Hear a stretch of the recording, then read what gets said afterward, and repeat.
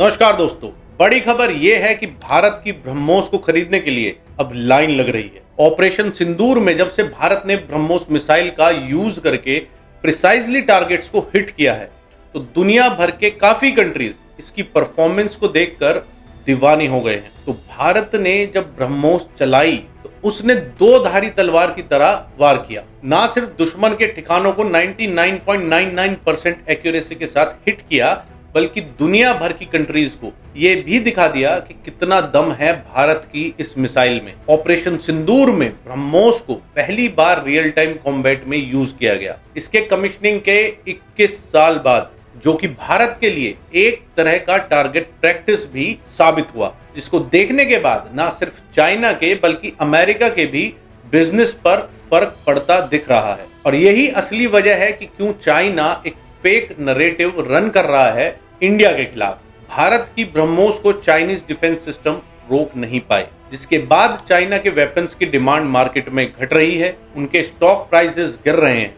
साथ ही साथ अमेरिका को भी ब्रह्मोस में अपना एक कॉम्पिटिटर नजर आ रहा है। ब्रह्मोस एक्चुअली इंडिया और रशिया ने मिलकर बनाई थी और इसका नाम भी भारत की ब्रह्मपुत्र रिवर और रशिया की मोस्कवा रिवर से मिलकर रखा गया है। इसीलिए ट्रंप जनाब थोड़े रूखे रूखे दिख रहे हैं। ये मिसाइल सुपरसोनिक कैटेगरी की है। आपको बता दें, मिसाइल्स 3 कैटेगरीज की होती हैं, सबसोनिक, सुपरसोनिक और हाइपरसोनिक। अब अमेरिका और चाइना दोनों ही अपनी सिर्फ सबसोनिक मिसाइल्स को एक्सपोर्ट करते हैं, यानी इंटरेस्टेड कंट्रीज को बेचते हैं, जो कि कंपैरेटिवली तीनों में सबसे हल्की कैटेगरी की होती है।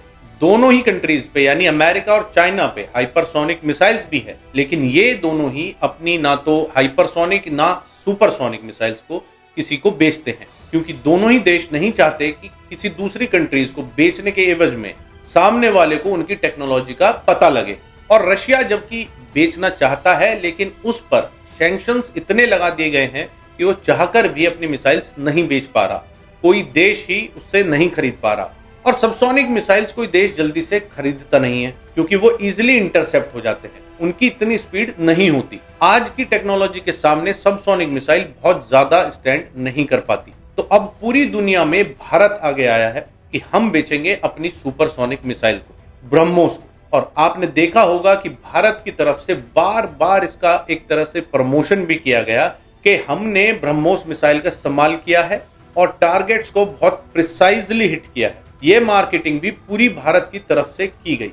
हालांकि भारत ऑलरेडी फिलीपींस से ब्रह्मोस की डील कर चुका है 2022 में, जिसका दूसरा बैच भी अभी हाल ही में अप्रैल में फिलीपींस को मिला है। और अब बस लास्ट और तीसरा बैच बचा है, जो जल्दी ही भारत डिलीवर कर देगा। और ये लगभग $450 मिलियन की डील थी। और एक खास बात कि जब रशिया से इस मिसाइल को भारत ने बनाना स्टार्ट किया था लेकर, तो इसका सिर्फ 20% टेक्नोलॉजी का कंट्रीब्यूट कर पा रहे थे हम, बाकी सब रशियन टेक्नोलॉजी ही थी। लेकिन आज की डेट में हम लोग ब्रह्मोस को लगभग 70% पार्ट कवर कर रहे हैं टेक्नोलॉजी वाइज, और बाकी सिर्फ 30% रशियन टच के साथ। भारत ने आज की डेट में ब्रह्मोस को फुल्ली कस्टमाइज कर दिया है। इसकी रेंज जब हमने ली थी सिर्फ 290 किलोमीटर हुआ करती थी, जिसको बढ़ाकर आज भारत ने इसको लगभग 500 किलोमीटर तक कर लिया है। और जल्द ही दावा किया जा रहा है कि ये अब 800 किलोमीटर की रेंज तक भी हिट कर पाएगी। 800 किलोमीटर का मतलब है कि पूरे पाकिस्तान को क्रॉस करते भी कोई उसके नेबरिंग कंट्रीज में भी उसके अंदर भी 200 किलोमीटर अंदर तक वार कर पाएगी, या चाइना के भी बहुत अंदर तक, बिल्कुल चाइना के दिल में भी वार किया जा सकेगा। इसकी रीच इतनी अच्छी और इतनी सटीक कर दी गई है। भारत इसमें रडार्स भी अपने यूज कर रहा है, गाइडेंस सिस्टम भी हमारा खुद का है, और तो और इसको आज की डेट में फाइटर जेट से भी फायर किया जा सकता है। चाहे आप इसको अपने नेवल शिप से फायर कर सकते हैं, चाहे तो आप इसको लैंड से भी फायर कर सकते हैं, और तो और इसको सबमरीन से भी फायर किया जा सकेगा। अब सवाल यह है कि जब अमेरिका और चाइना अपनी सुपरसोनिक टेक्नोलॉजी किसी को नहीं बेच रहे, तो भारत क्या ऐसे में बड़ी गलती कर रहा है? जी नहीं। देखिए, भारत का पंगा आने वाले 20-25 सालों में भी उसकी नेबरिंग कंट्रीज से ही रहेगा। एक तरफ तो पाकिस्तान है, दूसरी तरफ चाइना है।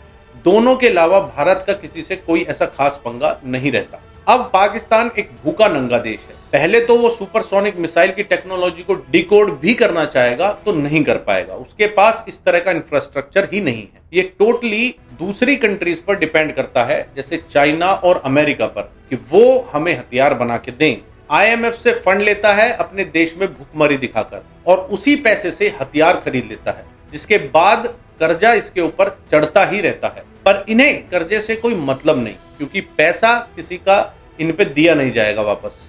एंड में चाइना जैसे देश इनकी जमीन ही EMI के तौर पर या किस्त के तौर पर इनसे ले लेगा, और इसीलिए IMF भी इन्हें बहुत जल्दी लोन देने में करता है, क्योंकि उनको भी पता है कि पैसा ये वापस कर नहीं पाएगा, तो उसके बदले वो भी इसकी कुछ ना कुछ चीज या जमीन किस्त के तौर पर ले ही लेंगे जरूरत पड़ने पर। अब रहा चाइना, तो उस पर हाइपरसोनिक मिसाइल भी है ऑलरेडी, तो हमारी सुपरसोनिक टेक्नोलॉजी को चुराकर वो करेगा क्या? तो भारत को यहाँ फ्री हैंड मिल जाता है, वो अपनी टेक्नोलॉजी बेचे और ट्रेड के जरिए अपने एलाइज बनाए और इकोनॉमी को इंक्रीज करने में फोकस करे।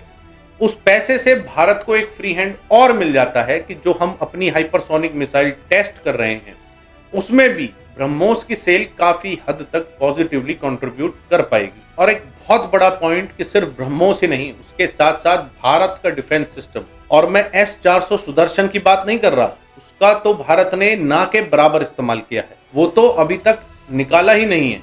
भारत ने यूज किया आकाश और D4, जो DRDO के खुद के बनाए हुए सिस्टम्स हैं, जिन्होंने अपने खुद के दम पर एक सिंगल मिसाइल भी मिस नहीं की। तो ब्रह्मोस के साथ साथ अब भारत के डिफेंस सिस्टम्स की भी मार्केट में खूब होड़ लग रही है, इसको भी सब खरीदना चाहते हैं। और यही बड़ा रीजन है कि क्यों चाइना और अमेरिका अपने हथियारों को बेचने के लिए, उनकी इज्जत बचाने के लिए एक फेक नैरेटिव का सहारा ले रहा है। लेकिन सच अब धीरे धीरे सबके सामने आ रहा है, और आपने देखा होगा कि मोदी जी ने भी हाल ही में ऑल पार्टीज डेलीगेशन बनाया है, जिसको शशि थरूर लीड करेंगे, और ओवैसी तक भी उसमें शामिल है, जो कि अलग अलग कंट्रीज में जाकर ऑपरेशन सिंदूर की reality with facts and satellite imagery with all the proofs दिखाएंगे, चाइना और पाकिस्तान के इस फेक नैरेटिव को काउंटर करने के लिए। और इसी के साथ उन कंट्रीज से भी भर भर कर ऑर्डर आने की उम्मीद है। तो ये एक तरह से एक मार्केटिंग स्ट्रेटेजी भी हुई, यहाँ भी एक तीर से दो शिकार करने की कोशिश की है मोदी जी ने। और इसी स्ट्रेटेजी के चलते योगी जी यूपी के लखनऊ में इनोग्रेट कर चुके हैं एक ब्रह्मोस मिसाइल की मैन्युफैक्चरिंग यूनिट का, और हैदराबाद वाले प्लांट को भी अपनी प्रोडक्शन बढ़ाने के लिए बोल दिया गया है। हमारा भारत आगे बढ़ रहा है। वीडियो पसंद आई तो शेयर और लाइक जरूर करें। जय हिंद।